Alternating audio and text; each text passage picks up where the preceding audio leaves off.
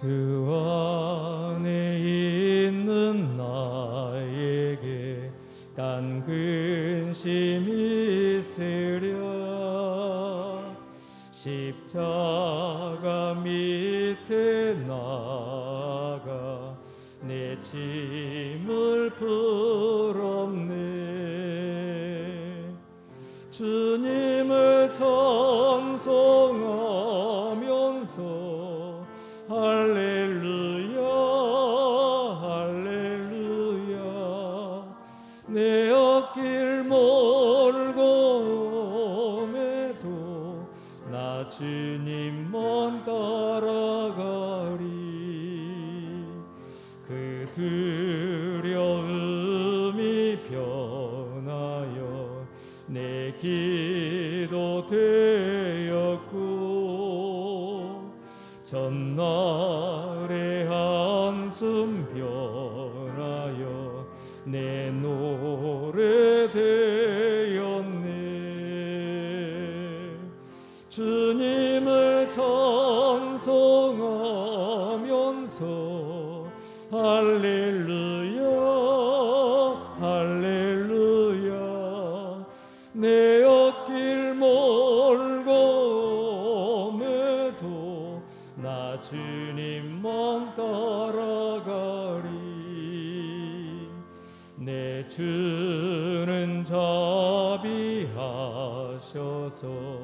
늘 함께 계시고, 내 궁핍함을 하시고 늘 채워주시네.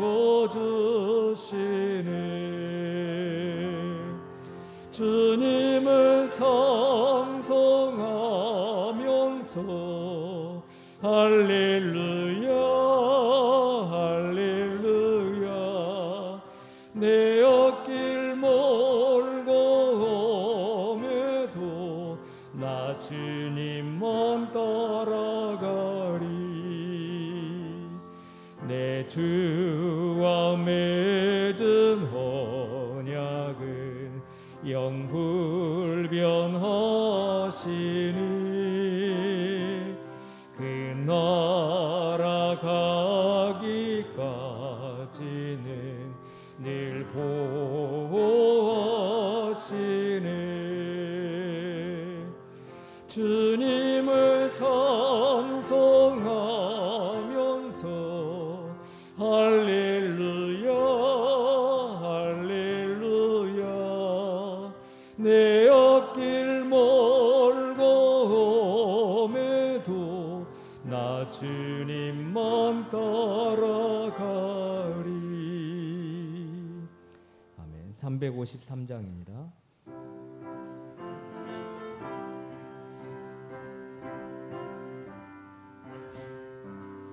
십자가 군병되어서 예수를 따를 때 무서워하는 마음으로 주 모른 채 할까.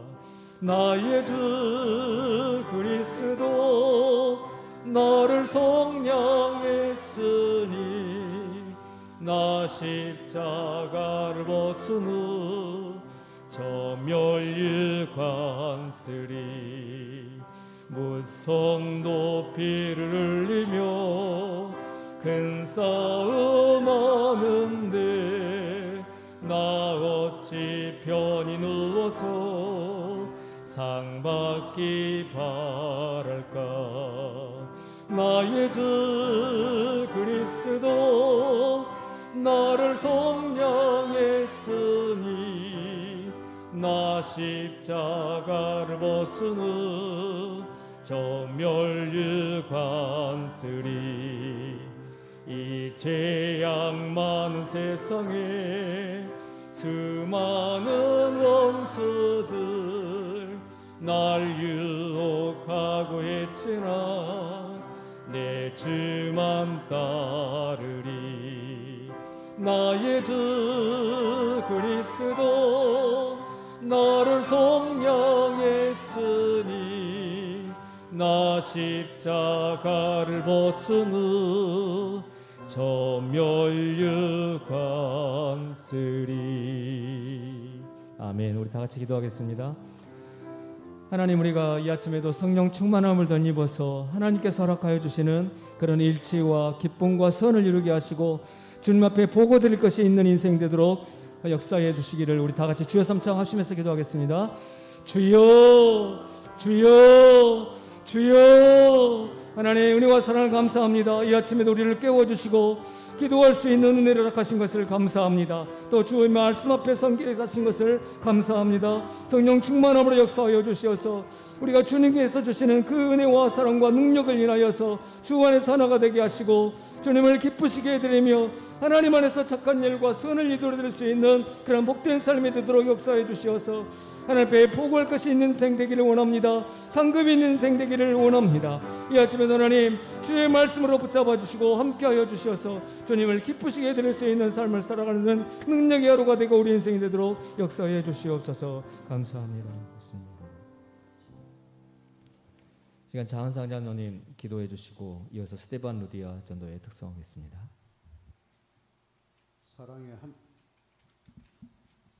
사랑의 하나님 아버지, 특별 새벽 때 3일차 예배를 드리게 하여 주신 은혜 감사합나이다. 특별 새벽 기간에 빠지지 않고 금요일까지 참석하게 하옵소서. 야고보를 주님과 성령으로 변하게 하셨습니다. 다져진 열정으로 복음을 전하고 헌신으로 살다가 죽었던 야고보를 본받게 하옵소서. 하나님의 이름으로 보존케 하시사 예배목, 기도목, 봉사목, 전도목이 하나가 되게 하옵소서. 주님과 사랑으로 하나가 되게 하시고 주님의 십자가로 천국에 대한 보장이 되었음을 기쁨으로 감사하며 장차올 소망으로 살게 하옵소서. 가정이 하나가 되고 자녀와 부모가 하나가 되어 기쁨이 충만한 가정 되게 하옵소서. 대통령과 국회의원과 유정자들이 하나님을 만나는 은혜가 있게 하시고 하나된 정치를 하게 하옵소서. 경제, 외교, 국방, 교육 등 모든 분야가 회복되게 하시고 민족이 하나 되는 북한의 변화가 있게 하시사 통일한국이 되게 하옵소서. 성경한국, 성교한국, 붕왕국이 되게 하옵소서. 치유, 회복, 미래를 이뤄가는 신앙 복지 공체가 되게 하시고 차세대의 기대와 부흥을 물려주는 교회가 되게 하옵소서. 성전의 두 기둥인 보아스와 야긴 같은 교회의 기둥들이 되게 하옵소서. 담임 목사님 주님의 장중에 붙들어 주시고 피곤찮게 인도하여 주시사 성령과 지혜로 더욱더 충만케 하옵소서. 오늘 새벽에 담임 목사님 선포하시는 말씀에 은혜 받게 하옵소서. 하나님의 말씀으로 하나 되게 하고 이웃에게 좋은 열매와 근을 제공하는 축복의 통로가 되게 하옵소서. 예수님의 이름으로 기도하옵나이다. 아멘.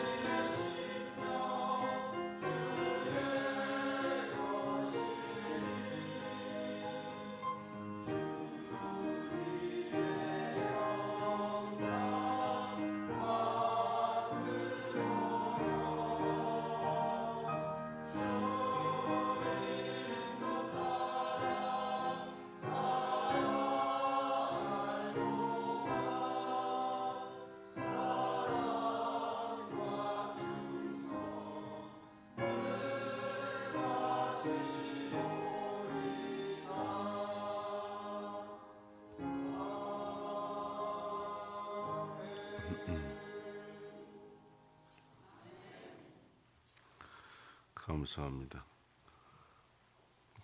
차으로 인사하시죠. 오늘도 복된 하루 되시길 바랍니다.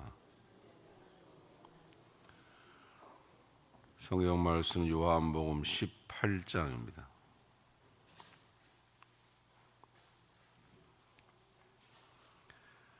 요한복음 18장 볼륨 조금만 올리십시오.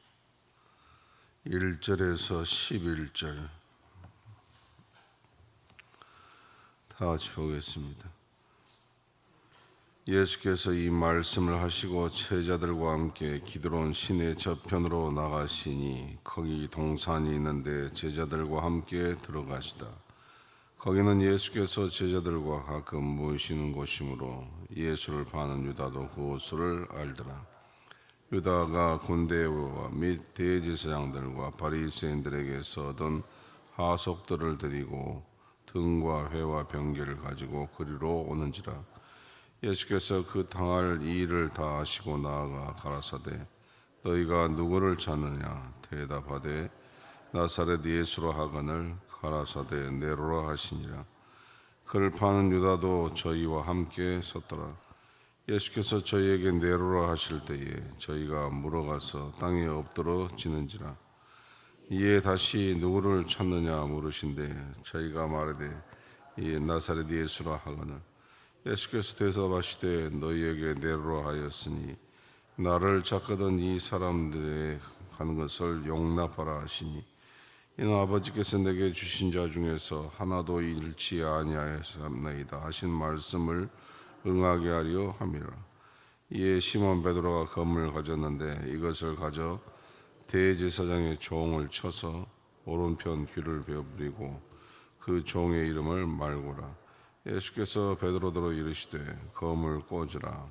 아버지께서 주신 잔을 내가 마시지 아니하겠느냐 하시니라. 아멘.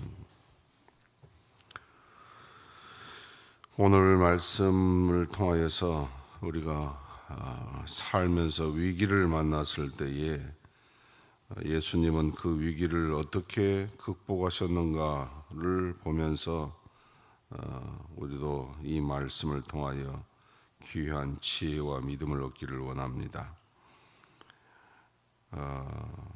우리는 저마다 자기의 십자가를 지고 너무나 괴로워할 때가 많습니다. 어느 누구나 다 자기의 십자가가 있는데 이 십자가 때문에 오히려 시험 드는 경우가 많습니다. 그걸 십자가라고 생각하지 않기 때문에 그렇죠. 그래서 우리가 이 십자가 때문에 하나님 앞에 많이 기도하고 하나님의 도움을 구하지요. 그런데 하나님께서는 그 십자가를 벗겨 주시기보다는 그 십자가를 그대로 지고 이길 수 있는 힘을 주시는 경우가 더 많습니다. 사도 바울도 자기에게 육신의 가시가 있을 때에 무척 괴로웠죠. 그것 때문에 수치스러웠고 그래서 이 문제 때문에 하나님 앞에 간절히 3번이나 기도했었는데 하나님께서 그 기도를 들어주시고 그의 십자가 또 그의 가시를 놓고 기도하는 사도 바울에게 내 은혜가 네게 족하다 이렇게 이 말씀을 해주셨습니다. 거둬주시는 것이 아니라 오히려 내 은혜가 네게 족하다 이렇게 엉뚱한 말씀을 해주시죠. 그런데 그 말씀에 바울은 은혜를 받고 왜 내게 이 육체의 가시가 있는가 그 육체의 가시를 주신 하나님의 선한 뜻을 알게 되었죠.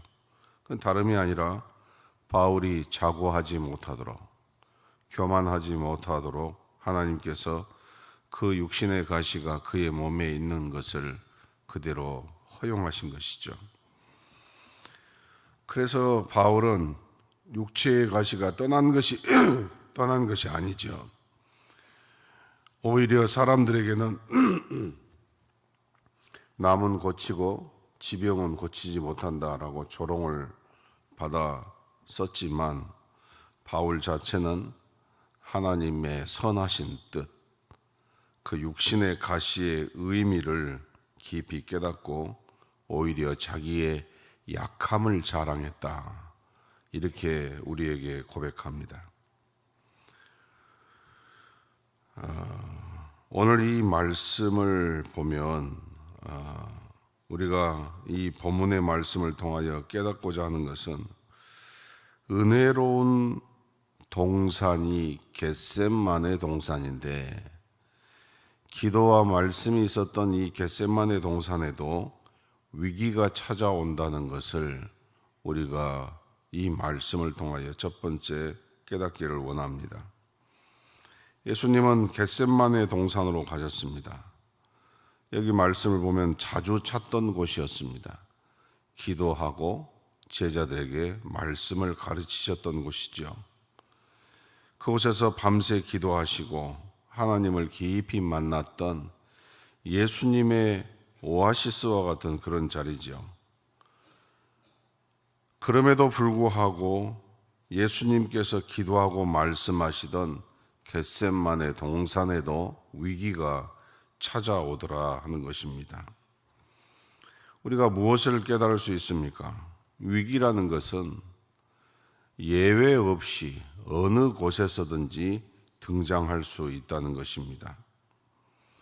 내가 가장 아끼는 가정에도 위기가 찾아오고, 내가 기도하고 열심히 일하는 일터에도 위기가 찾아오고, 거룩한 성도들이 모인 교회 안에도 얼마든지 위기라는 것은 있습니다. 이런 것을 우리는 종종 착각을 합니다. 내가 사랑하기 때문에, 내가 기도하는 곳이기 때문에, 교회이기 때문에 아무 문제가 없을 거라고 생각하는 그 자체가 시험거리가 되는 것이죠. 그래서 우리는 위기 그러면은 항상 어두운 면만 생각할 때가 많습니다. 사업에 실패했다든지, 중병에 걸린다든지, 뜻밖의 사고가 생긴다든지, 이런 경우에만 위기라고 생각하지만 위기는 어두운 경우에만 있는 것이 아니라 밝은 경우에도 얼마든지 위기가 있고 그 위기가 우리를 찾아온다는 것입니다. 이런 이야기가 있습니다. 하루는 사탄이 그의 쫄개들 마귀들을 불러다가 전략 회의를 열었습니다. 그리고 이제 회의가 끝난 다음에 그동안 했던 일을 보고해라. 그래서 보고를 받았습니다. 첫 번째 쫄개 마귀가, 저는 장사꾼들이 모이는 곳을 주로 갔는데 어느 날 낙타를 타고서 사막 위를 지나가는 상인들의 모임을 들여다보니까 기독교인들이 거기 한 무리가 있었습니다. 그래서 제가 전략을 짜기를 저들이 낙타에서 내려올 때 정갈들이 가서 다 물어가지고 독이 퍼져서 죽도록 했습니다. 그래서 그들의 시체가 사막에 뒹굴 것입니다. 그러니까 우두머리 사탄이 화를 뻘컥 내면서 너는 일을 도대체 어떻게 한 거냐? 그 사람들의 영혼이 다 어디로 갔느냐? 하나님 나라 가버리지 않았냐? 지옥에는 한 명도 안 왔지 않냐? 일을 똑바로 해라. 이렇게 역정을 냈답니다. 눈치를 살피고 있었던 두 번째 쫄개 마귀가 이렇게 보고를 했습니다. 저도 눈여겨보는 무리가 있었는데 그 무리들이 배를 타고 어디 선교를 나가는 것을 보았습니다. 그래서 제가 큰 풍랑이 일도록 하여서 그 배가 전복되어서 다 기독교인들을 죽도록 했습니다. 마귀가 역시 마귀의 우두머리가 대답합니다. 너도 쓸데없는 짓을 했다. 그들 중에 지옥에 온 사람이 한 사람도 없다. 다 천국 가버렸다. 가만히 눈치를 살피고 있었던 세 번째 보고하는 마귀가 이렇게 보고를 했습니다. 저는 한꺼번에 여러 사람들을 공격하지 않았습니다. 딱 한 사람씩만 선택을 했는데 그 사람은 다름이 아니라 교회에서 중요한 위치를 차지하고 있는 사람이었습니다. 많은 사람들에게 영향력을 미치는 사람입니다. 저는 그 사람을 몇 달 동안 집요하게 공략을 했는데 결국은 성공을 했습니다. 어떻게 했냐고요? 그 사람의 예배 시간에 꾸벅꾸벅 졸도록 했습니다. 그 소리를 듣고 있었던 우두머리 사탄이 무릎을 탁 치면서 하는 말이 잘했다. 그렇게 하면 된다. 그것이 가장 지혜로운 방법이다 하면서 만족해 하다라는 것입니다. 참 이 이야기를 듣고 사탄이 하는 방법은 참 다양하구나. 우리가 예상치 못한 방법들이 있겠구나. 이런 생각을 하게 됩니다. 예배 시간에 졸린다든지 예배 시간에 자꾸 생각이 다른 데로 가서 딴 생각을 하게 만든다든지 이런 것은 여러분 생각할 때 나이가 먹어서 그런가 보다. 지나간 날 어제 내가 피곤하게 일해서 그런가 보구나. 이렇게 생각하면 큰일입니다. 경건한 시간에 졸음이 온다는 것은 내 신앙에 위기가 왔구나 라고 생각을 해야 됩니다. 여러분, 전갈에 물려야만 위기고 잘 가던 배가 뒤집혀져야만 위기냐? 절대 그렇지 않습니다.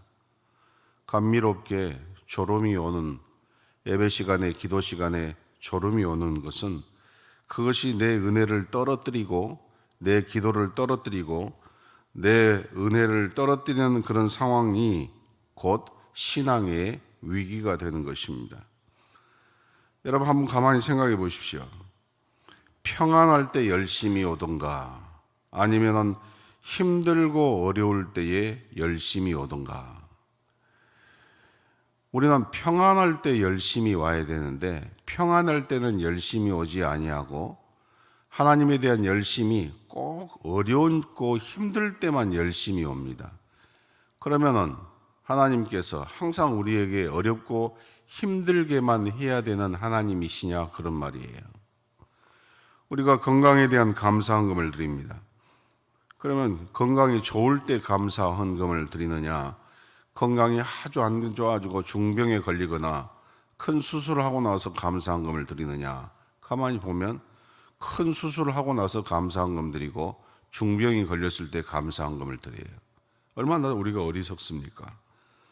그래서 우리는 겟셋마네 동산 예수님이 기도하시고 말씀을 가르치시는 그곳에도 위기가 왔었다. 이걸 잊어버리지 말고 평안할 때, 건강할 때, 여유가 있을 때에 더 하나님 앞에 매달릴 수 있는 저와 여러분 되시기를 주의 이름으로 축원합니다. 두 번째는 혈기를 부렸던 베드로의 방법을 예수님이 꾸짖으셨다는 것입니다. 베드로는 예수님에게 물어보지도 않고 검을 휘둘렀습니다.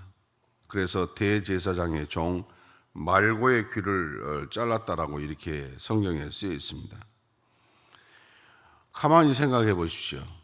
베드로가 검술이 능한 자여서 오른쪽 귀를 잘랐겠습니까? 귀만 잘랐겠습니까? 베드로가 칼을 들었던 것은 너 죽고 나 죽자라는 그런 식으로 칼을 휘둘렀던 것이죠. 만약에 오른쪽 귀 하나만 잘라져서 다행이지 그 말고가 죽었다든지 아니면 크게 심각한 문제가 생길 정도로 일이 벌어졌더라면 어떻게 되었겠습니까? 예수님에게 얼마나 힘들게 하는 그런 시간들이 더 기름을 붓는 꼴이 되지 않았겠습니까? 혈기를 부리는 것, 인간적인 방법을 쓰는 것은 예수님과 교회에 아무런 도움이 되지 않습니다. 또 베드로가 칼 하나 가지고 무슨 위기를 넘길 수가 있겠습니까? 베드로가 하는 것은 위기를 넘기는 것이 아니라 위기를 더 불러일으키고 크게 확장시키는 것입니다. 가룟 유다가 데리고 온 사람들은 군대입니다. 군인들이고 숫자도 많고 무기로 무장한 사람들입니다. 이것은 바로 베드로가 왜 이런 행동을 했겠는가 하는 것을 생각해 봐야 됩니다. 예수님께서는 그동안 수차례 걸쳐서 말씀하셨습니다. 내가 십자가를 지는 것은 하나님의 뜻이라고. 또 여기 오늘 말씀 시작할 때에도 자기가 잡혀갈 것을 아시고 가셨다 그랬습니다. 겟세마네 동산을. 또 이런 식의 말씀들이 베드로가 예수님이 계실 때 수없이 들어왔습니다. 말씀 들을 때에 딴 생각하고 있었기 때문에 예수님의 말씀을 가슴에 새겨놓지 않았기 때문에 혈기로 일을 했던 것입니다. 이와 같은 인간적인 방법은 왜 자꾸 쓰려고 하는 것일까? 바로 직전에 겟세마네 동산에서 기도하실 때에 예수님이 기도하라고 했었습니다. 그런데 베드로는 졸았습니다. 예수님께서 다시 와서 기도하라고 할 때에 눈이 뻘개져 가지고 또 졸았습니다. 다시 말하면 예수님이 기도하실 때에 함께 기도했더라면은 이런 일이 없을 수도 있었겠죠. 다른 방법이 있을 수가 있었겠죠.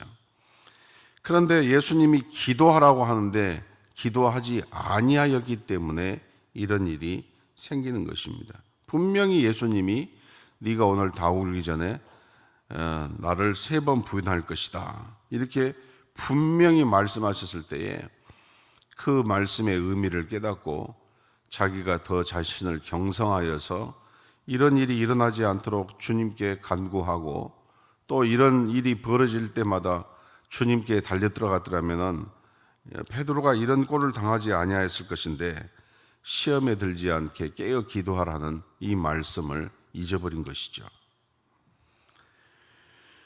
뿐만 아니라 오늘 우리에게도 마찬가지입니다.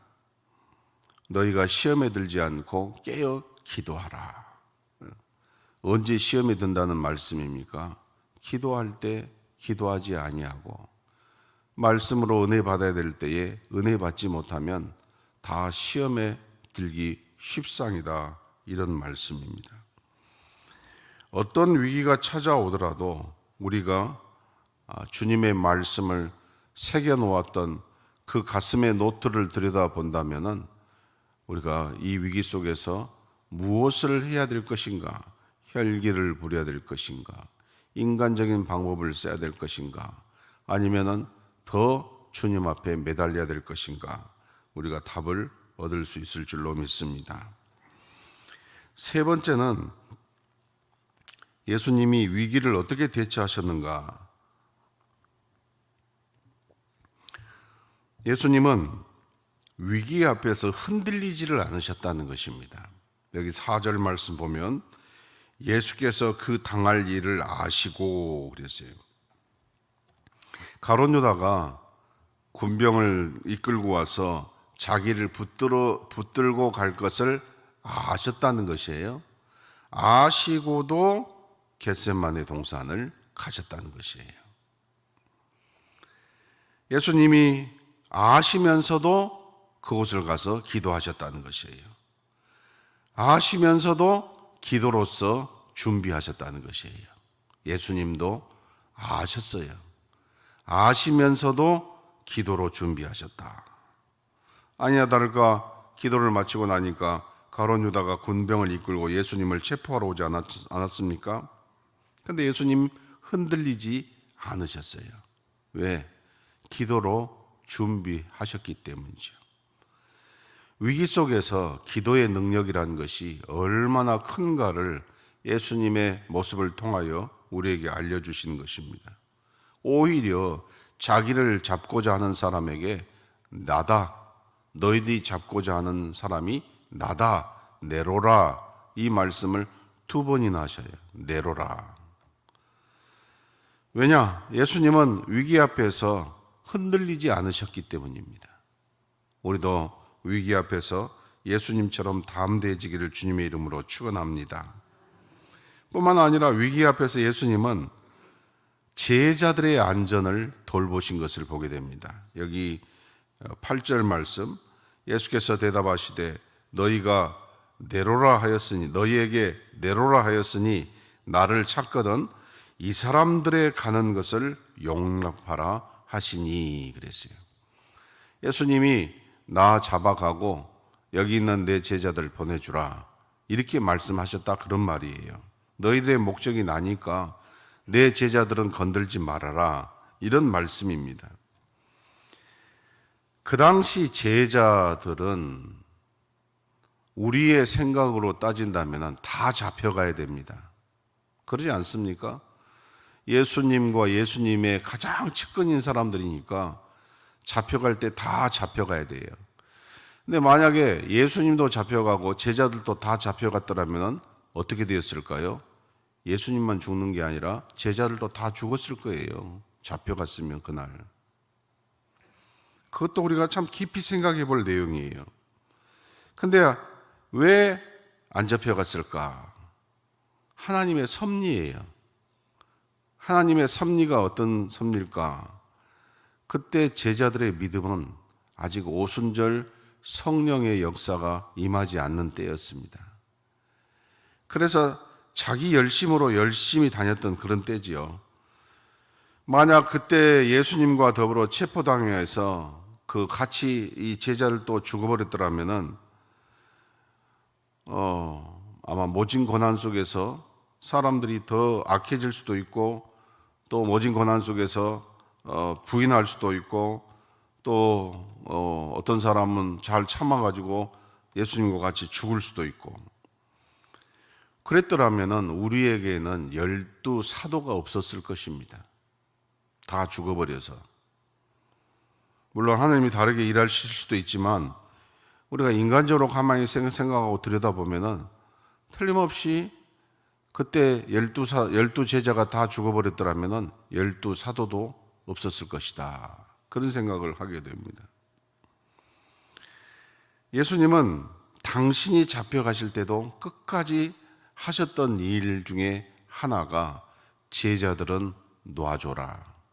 그들이 가는 길을 허락해라. 잡지 마라. 나만 잡아가거라. 이렇게 말씀하셨다는 것이에요. 제자들은 그 이후로 예수님 잡혀가신 예수님에게 얼마나 실망스러움을 드렸습니까? 다 도망가 버리고 다 배신하고 그러지 않았습니까? 그것도 예수님 다 알고 계시죠. 그럼에도 불구하고 그들을 끝까지 붙들어 주신 것이.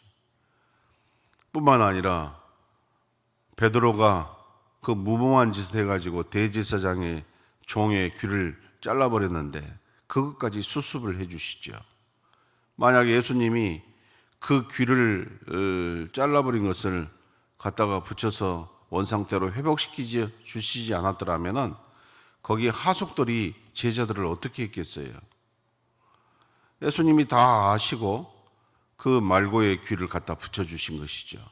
시비거리 만들지 않고 제자들을 거기서 내보내시기 위하여서 예수님이 제자들의 그 무모한 행동을 끝까지 책임져 주시는 모습을 보게 됩니다. 바로 이 믿음이 있어야 돼요. 우리같이 엉터리 같고 참 무모하고 자기 의에 뒤에 쌓이는 모자란 우리들을 예수님이 던져버리고 네 인생 네가 알아서 해라 이렇게 하시지 아니하고 이들을 용납해라, 이들을 가게 해라 하시면서 베드로가 저지른 그 못난 짓을 수습해 주셨던 주님, 나의 못난 것도 주님이 용납하시고 수습해 주시고 나를 보장해 주시는 그 주님을 보게 됩니다. 그래서 이 앞서 보전을 위해서 기도하시지 않았습니까? 우리를 위하여서, 우리의 천국을 위하여서 보전 기도 하셨다고 두 번째 날 말씀드리지 않았습니까? 우리의 믿음을 위하여서, 우리의 선함을 위하여서, 우리의 기쁨을 위하여서 하나님 앞에 보전한 기도를 하지 않으셨습니까? 끝까지 그 기도를 책임져 주시는 것이죠. 끝으로 한 가지는 그 위기 속에서 예수님은 하나님의 뜻만 생각하셨다는 것이에요. 아버지께서 주신 잔을 내가 마시지 아니하겠느냐 그랬어요. 제자들이 앞에서 예수님의 가시는 길을 복잡하게 만들었어요. 예수님의 마음을 더 심란하게 만들었어요. 그래도 예수님 흔들리지 아니하시고 아버지께서 주신 잔을 내가 마시지 않겠느냐? 왜 자꾸 혈기를 부리느냐? 왜 네 생각대로 하려고 하느냐? 왜 너의 의를 드러내느냐? 라고 하시면서 끝까지 하나님에게 주목하고 계시는 예수님의 모습이죠. 그래서 그 잔이 얼마나 쓰고 고통스러운 잔인 줄 아시면서도 아버지 하나님이 주신 잔을 마신다는 것을 거침없이 달려들어가서 주님은 마시신 거지요. 그래서 위기 속에서도 당신이 당할 고난을 생각지 아니하시고 하나님의 뜻에 주목하시고 당신의 제자들을 지켜내시는 이 주님의 모습을 보게 됩니다. 오늘 우리도 이런 예수님의 귀하고 복된 모습을 온전히 다 흉내낼 수가 없지만 닮아가도록 날마다 힘쓰는 종들이 되시기를 주님의 이름으로 축원합니다. 날마다 주님을 조금씩이라도 닮아가게 하여 주시옵소서. 오늘 이 말씀이 저와 여러분에게 함께 하시기를 주님의 이름으로 축원합니다. 찬송 383장 찬송 부르십시다.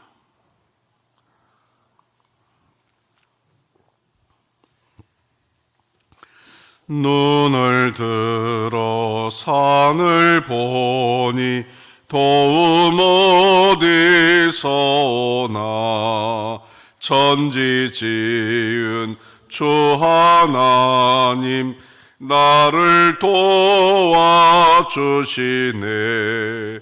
나의 팔이 실족 않게 주가 깨어 지키며 택한 백성 항상 지켜 길이 보호하시네.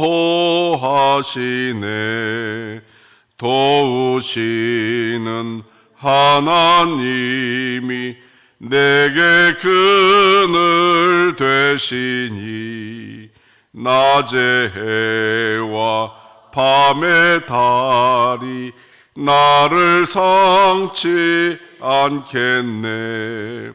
내게 화를 주지 않고 혼을 보하시며 너의 출입 지금부터 영영 인도하시리. 내게 화를 주지 않고 오늘 보호하시며